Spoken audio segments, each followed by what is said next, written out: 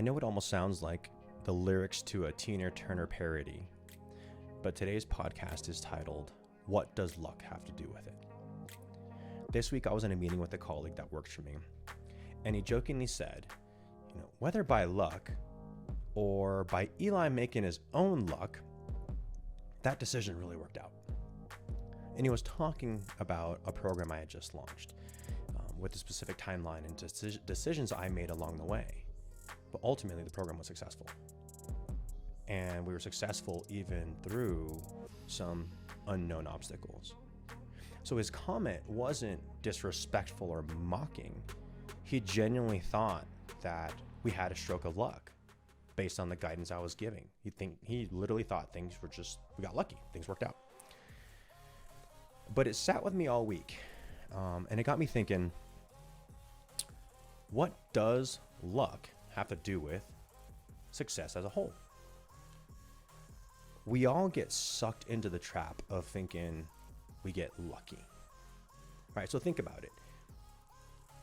You're driving, in the morning, maybe it's your commute, and you drive by a wreck on the road, and you think, man, I'm lucky I wasn't driving here 5 minutes earlier. That could have been me. Right? Or another one, you hear that someone was in an accident and they walked away with minor injuries. And your response could be, man, they're lucky because things could have been worse. Or in my case, when faced with multiple options for a work decision, you pick one that somehow makes sense to you, only to find out later that you did make the right choice. And yet a colleague comes to you and says, great work, you're lucky things worked out the way they did. So today, I ask that you journey with me as I explore the topic of luck and how calculated decision making actually can be misconstrued as luck. Thank you for tuning in to Eli's Echo.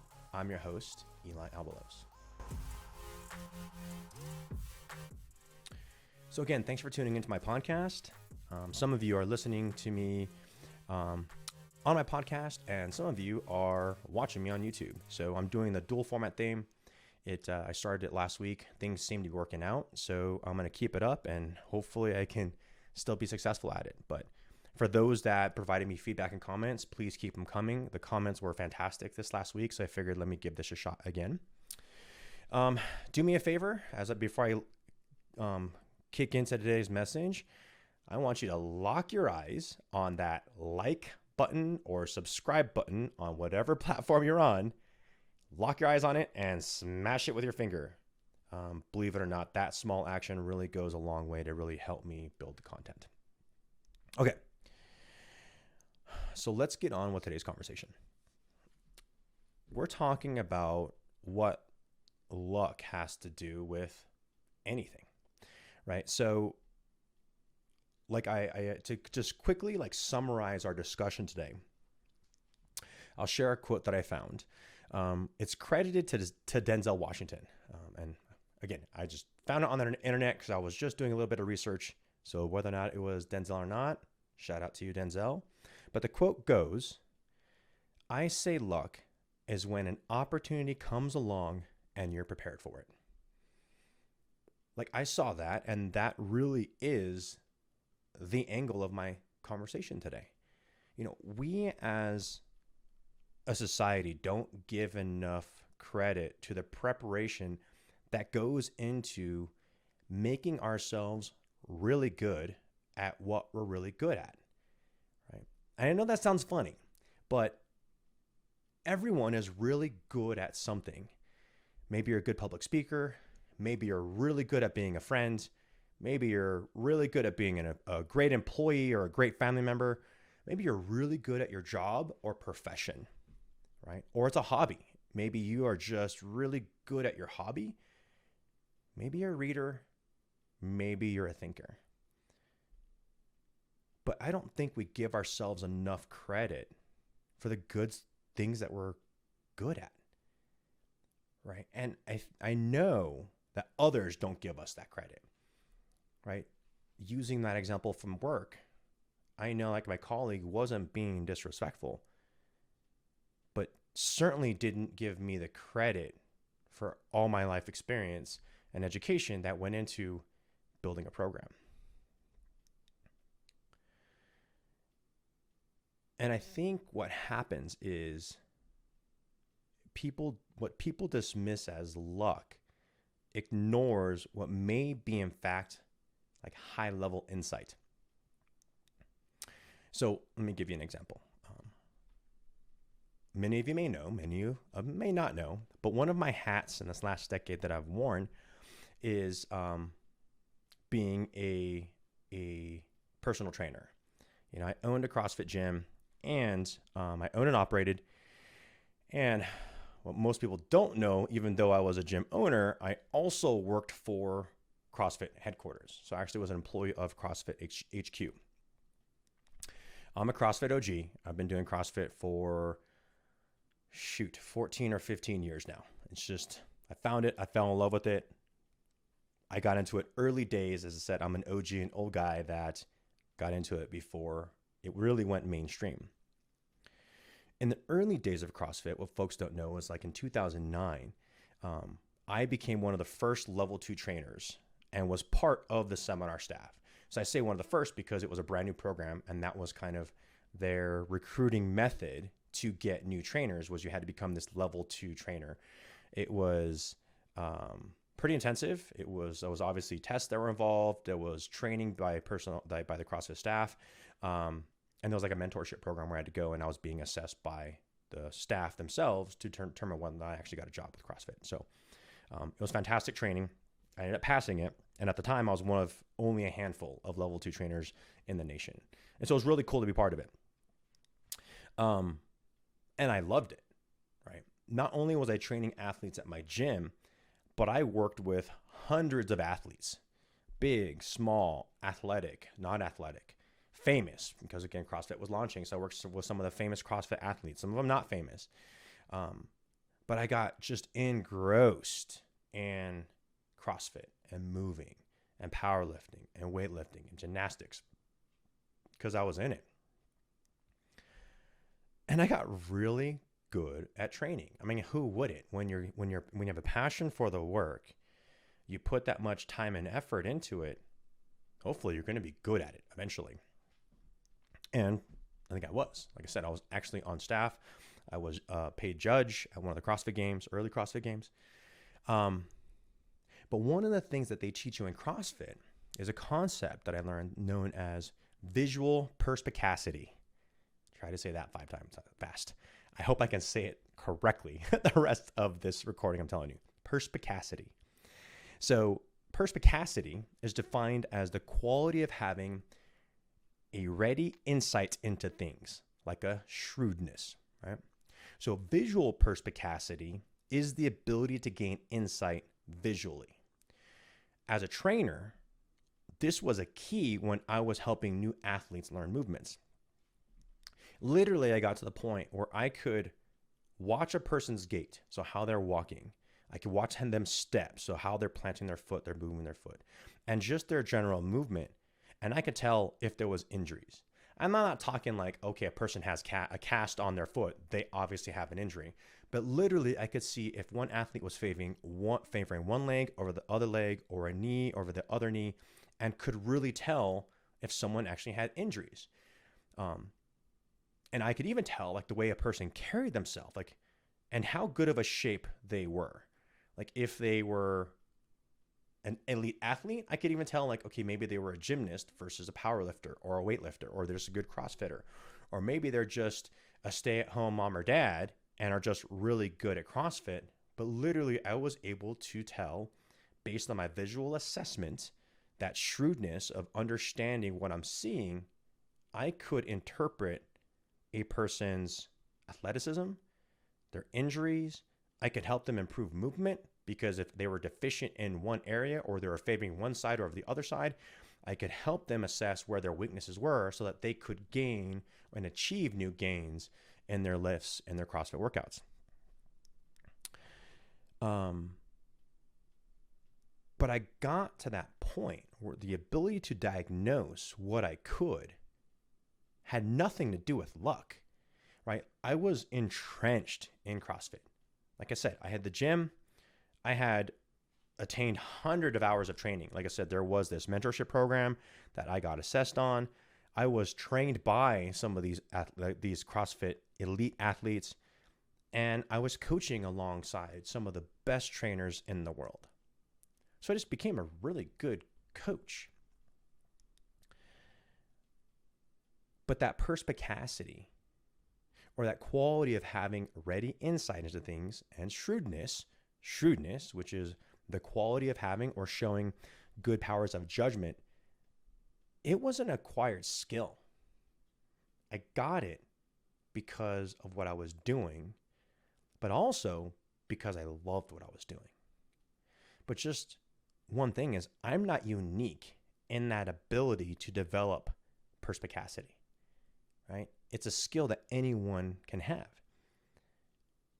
As I alluded to earlier, everyone is really good at something.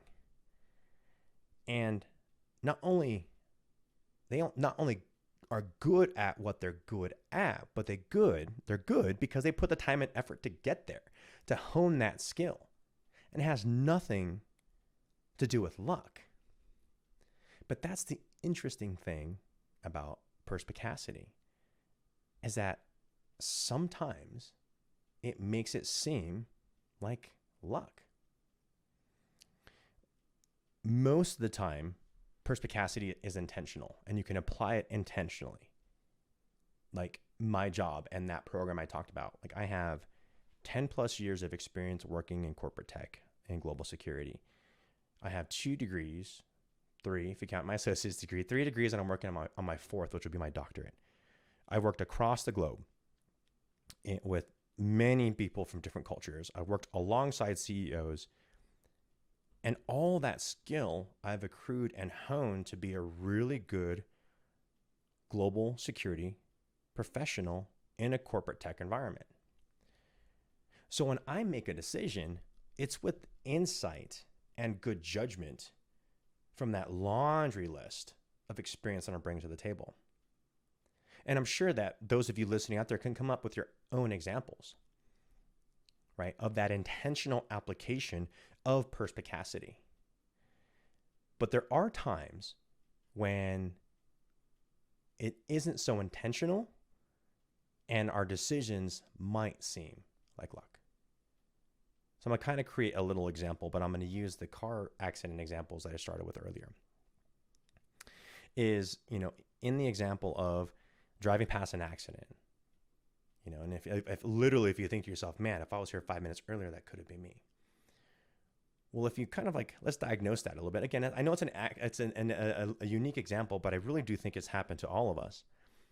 But if you start to think about, why weren't you there 5 minutes earlier, right? Was it sleep? Did you just take your time that day? Did you spill something on your clothes and so you had to change? Again, maybe it was luck that you weren't there. But maybe if we look at it from a different perspective, did you know the route? So where you drove by the accident, how many times have you driven that area before?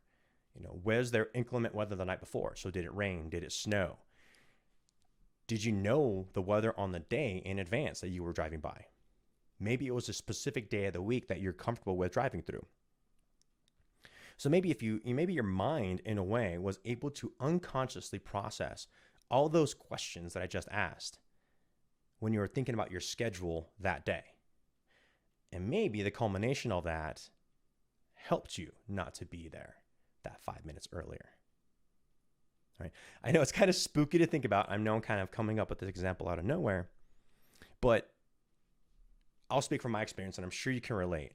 But if you think, have you ever been driving and you were tired or distracted or whatever the case may be, but you were driving and your mind wandered so bad that when you came back to your senses, you realized you were on what everybody calls autopilot and you made it to your destination. I know I've done a lot. I used to work nights at the police department, and there were times where I literally cannot remember how I actually got home.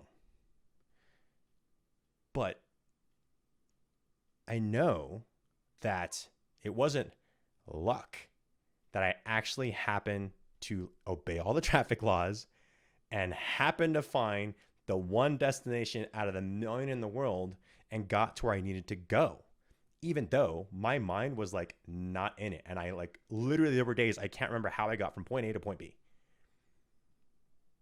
And so again, maybe my example of that traffic accident may seem a little abstract or like a sci-fi tale, but at the same time, I'm sure we can all relate. There are those times when we kind of go on this autopilot and we're like, man, I got lucky I did X, Y, and Z, or I got lucky I got here.